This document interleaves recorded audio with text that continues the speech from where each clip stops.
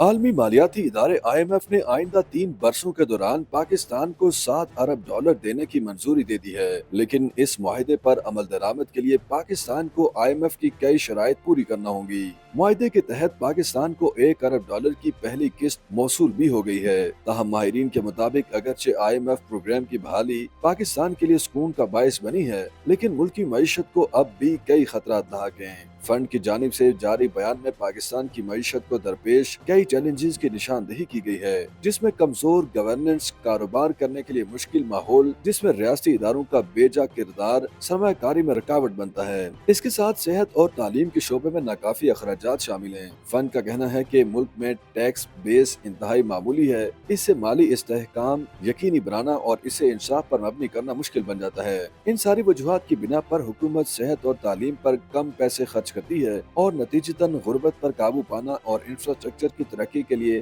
اخراجات نکالنا مشکل ہو جاتے ہیں۔ تاہم سوال پیدا ہوتا ہے کہ حکومت کے لیے فنڈ کی شرائط پوری کرنا آسان ہوگا یا مشکل۔ ماہرین کا کہنا ہے کہ IMF نے قرض پروگرام کو جن شرائط سے جوڑا ہے، ان میں سے بعض پر عمل درآمد کرانا حکومت کے لیے کافی مشکل ثابت ہو سکتا ہے۔ جیسا کہ فنڈ چاہتا ہے کہ حکومت زراعت، ریئل اسٹیٹ اور ریٹیل سیکٹر پر مکمل ٹیکس کا نفاذ کرے اور ان شعبوں کو اب مزید چھوٹ نہ دی جائے۔ فنڈ یہ بھی چاہتا ہے کہ وفاقی اور صوبائی حکومتوں کے درمیان ریونیو شیئرنگ کے حوالے سے مالیاتی معاہدے بھی کیے جائیں تاکہ محصولات کا بڑا حصہ صوبے بھی پیدا کریں۔ مالیاتی امور کے ماہر یوسف سعید کہتے ہیں کہ ملکی معیشت کو درپیش مسائل کے پیش نظر ٹیکس کی بنیاد کو وسیع کرنا IMF کی جانب سے مقرر کردہ پہلی ترجیح ہے۔ رواں سال حکومت نے 12,980 ارب روپے ٹیکس وصولی کا ہدف مقرر کیا ہے، جسے پورا کرنا فی الحال کافی چیلنج بنا ہوا ہے۔ اس کی بنیادی وجہ معاشی ترقی کی سست رفتار ہے، جس کے باعث اس قدر ٹیکس وصولی مشکل نظر آتی ہے۔ ان کا کہنا تھا کہ تمام تر دعووں کے باوجود حکومت نے بجٹ میں تنخواہ دار طبقے ہی پر ٹیکس کا بوجھ بڑھایا۔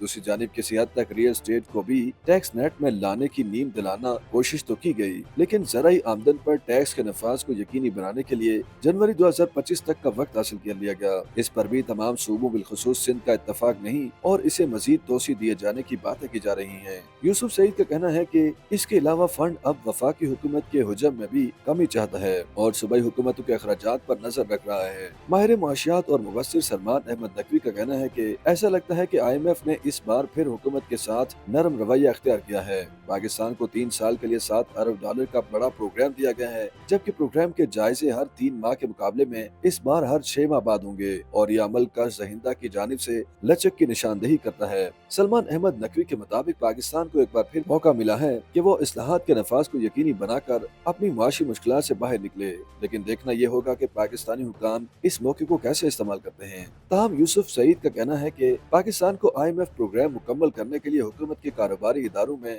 بنیادی اصلاحات لانا ضروری قرار دیا گیا ہے تاکہ ان کے نقصانات کو ختم کیا جا سکے۔ ان کے بقول غیر ضروری سبسڈیز کا خاتمہ، تمام کاروباروں کے لیے برابری کے میدان کو فروغ دینا، بہتر حکمرانی اور انسداد بدعنوانی کے اداروں کو مضبوط کرنا بھی ضروری ہے۔ یوسف سعید کا کہنا تھا کہ ایسی اصلاحات کے لیے یہ بھی ضروری ہے کہ سیاسی طور پر ایک مضبوط حکومت موجود ہو جو اس بارے میں قوانین کی تبدیلی کے ساتھ آئینی ترامیم بھی لا سکے، لیکن اس وقت ملک کے سیاسی اور عدالتی معاملات میں استحکام دکھائی نہیں دیتا۔